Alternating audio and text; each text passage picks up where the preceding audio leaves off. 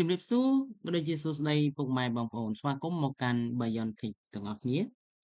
បាទថ្ងៃនេះដែរខ្ញុំនឹងធ្វើការបង្ហាញពីរបៀបនៃការកំណត់កម្ចីឬក៏ loan setup កុំឲ្យខាតពេលយូរយើងចូលទៅមើលទាំងអស់គ្នាទស្សនាទាំងអស់គ្នាទីមួយយើងចូលត្រង់កន្លែង sidebar គឺថាកំណត់កម្ចី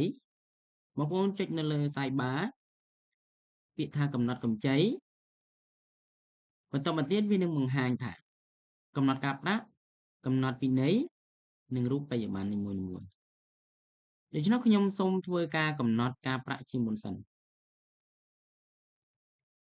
នៅត្រង់កន្លែងនេះគឺយើងអត់ទាន់បញ្ចូលទិន្នន័យការប្រាក់ទេដូច្នោះបងប្អូនគ្រាន់តែចុចពាក្យថា create new មកត្រង់កន្លែងនេះមានពាក្យថាប្រភេទការប្រាក់និងចំនួនភាគរយខ្ញុំដាក់ថា loan monthly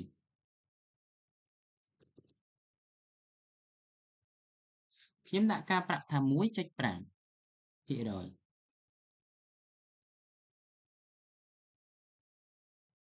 ដូច្នោះវានឹងបង្ហាញទិន្នន័យលេខរៀងទី1ប្រភេទការប្រាក់ loan monthly ចំនួនភាគរយ 1.5% ក្នុងមួយខែ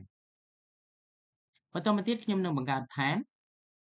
ខ្ញុំដាក់ថា weekly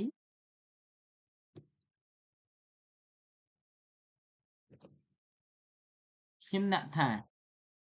2% ខ្ញុំបង្កើនថែម semi weekly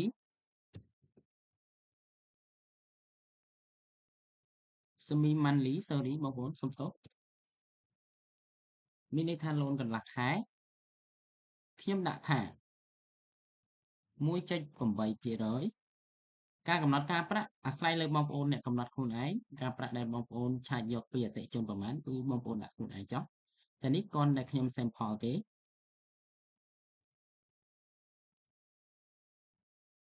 ខ្ញុំបង្កើតមួយទៀតខ្ញុំដាក់ថា daily loan ខ្ញុំដាក់ថា 3% នៅក្នុងមួយខែអញ្ចឹងយើងបាន loan monthly weekly loan semi monthly និង daily loan បើករណីបងប្អូនចង់លុបនៅត្រង់ចំណុចណាឬក៏កែប្រែកន្លែងណាបងប្អូនគ្រាន់តែចុចពាក្យការកែប្រែវានឹងលោតទៅទិន្នន័យចាស់បងប្អូន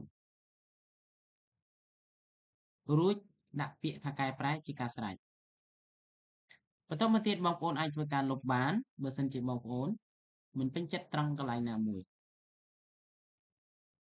ចំណុចបន្ទាប់យើងចូលទៅដល់កន្លែង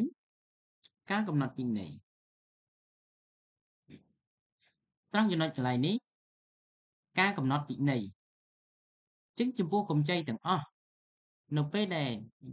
យើងទៅប្រមូលវាតែងតែមានការយឺតយ៉ាវអញ្ចឹងបើសិនជាបងប្អូនកំណត់នៅក្នុងការពិន័យបងប្អូនអាច set up នៅក្នុងខាងក្រោមនេះបានបញ្ជាក់ពិន័យសំដៅទៅលើអតិថិជនដែលគាត់បង់ប្រាក់យឺតរយៈពេលក្នុងមួយដងគិតចំនួនតាមអ្វីដែលអ្នកកំណត់ខាងលើឧទាហរណ៍ខ្ញុំនិយាយថាគាត់យឺតមួយដងខ្ញុំកំណត់យក 1000 រៀល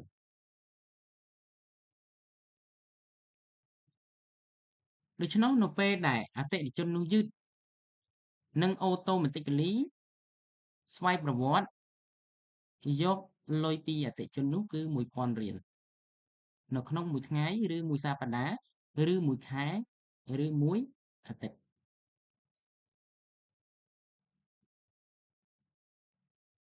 ចឹងត្រង់ចំណុចកន្លែងនេះបើសិនករណីខុសបងប្អូនធ្វើការកែឬក៏លុបបានបាទចំណុចបន្ទាប់គឺការកំណត់រូបិយប័ណ្ណនីមួយៗខ្ញុំបញ្ជាក់បងប្អូនការកំណត់រូបិយប័ណ្ណនេះគឺយើងបានតែពីររូបិយប័ណ្ណទេមានខ្មែរដុល្លារដូច្នោះការកំណត់រូបិយប័ណ្ណគឺបងប្អូនត្រូវកំណត់បែបនេះរូបិយប័ណ្ណគឺយើងកំណត់រៀលគឺយើង symbol រៀលរបស់យើងគឺយើងសរសេរបែបនេះយើងចុចបញ្ជូនទិន្នន័យបន្តមកទៀត symbol ដុល្លារគឺយើងបញ្ជូនបែបនេះ ដូច្នោះគឺកម្ចី loan របស់យើងគឺមានតែពីរទេដុល្លារខ្មែរបងប្អូនអាចធ្វើការកែឬក៏ធ្វើការលុបបានដូច្នោះវីដេអូនេះគឺមានតែប៉ុណ្្នឹងហើយបងប្អូនសូមអរគុណជួបគ្នានៅវីដេអូក្រោយ